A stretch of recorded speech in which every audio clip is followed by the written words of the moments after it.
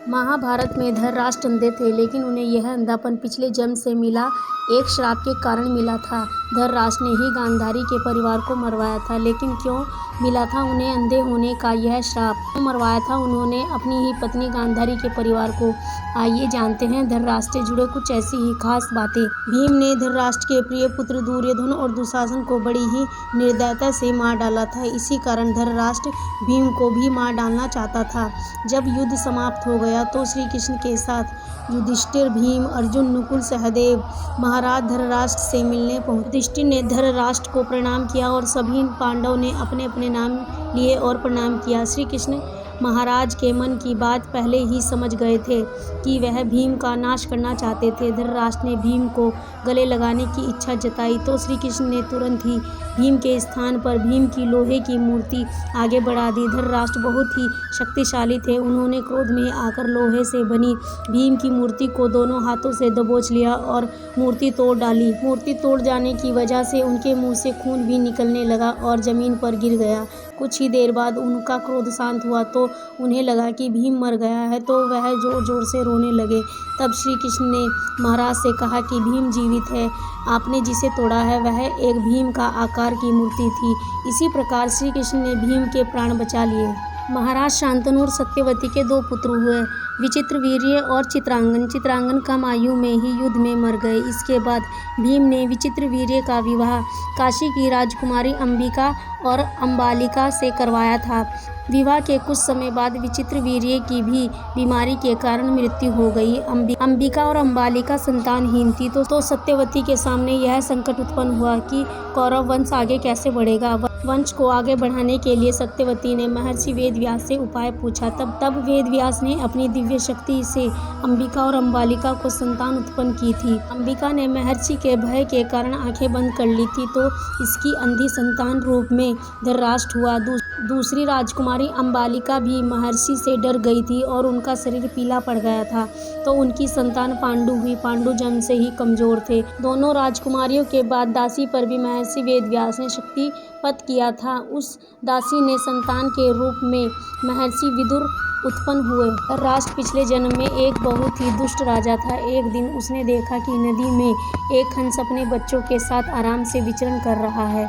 उसने आदेश दिया कि उस हंस की आंखें फोड़ दी जाएं और उसके बच्चों को मार दिया जाए। इसी वजह से अगले जन्म में वही अंधा पैदा हुआ और उसके पुत्र भी उसी तरह मृत्यु को प्राप्त हुए जैसे कि हंस के। धृतराष्ट्र, पांडु और विदुर के पालन पोषण का पूरा भार भीष्म के ऊपर था। तीनों पुत्र बड़े हुए, उन्होंने विद्या अर्जित करने भेज दिया गया। धृतराष्ट्र बल विद्या में सर्वश्रेष्ठ हुए, पांडु धनुर्विद्या में और विदुर धर्म और नीति में पारंगत हुए। तीनों पुत्र युवा हुए तो बड़े पुत्र धृतराष्ट्र को नहीं बल्कि पांडव को राजा बनाया गया, क्योंकि धृतराष्ट्र अंधे थे और विदुर दासी के पुत्र थे। पांडु की मृत्यु के बाद धृतराष्ट्र को राजा बनाया गया। धृतराष्ट्र नहीं चाहते थे कि उनके बाद युधिष्ठिर राजा बने, बल्कि वह चाहते थे कि उनका पुत्र दुर्योधन राजा बने। इसी कारण वह लगातार पांडु पुत्रों की उपेक्षा करते रहते थे। भीष्म ने धृतराष्ट्र का विवाह गांधार की राजकुमारी गांधारी से करवाया था। विवाह से पूर्व गांधारी को यह बात मालूम थी कि धृतराष्ट्र अंधे हैं। जब गांधारी को यह बात मालूम हुई तो उसने भी अपनी आंखों पर पट्टी बांध ली।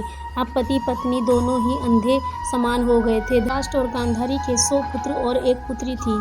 दुर्योधन सबसे बड़े और सबसे प्रिय पुत्र थे। दुर्योधन के प्रति धृतराष्ट्र को अधिक मोह था। इसी मोह के कारण दुर्योधन ने गलत कार्य पर भी वह मौन रहते थे। दुर्योधन की गलत इच्छाओं को पूरा करने के लिए वह हमेशा तैयार रहते थे। यही मोह पूरे वंश के नाश का कारण बना। धृतराष्ट्र का विवाह गांधारी देश की गांधारी के साथ हुआ था।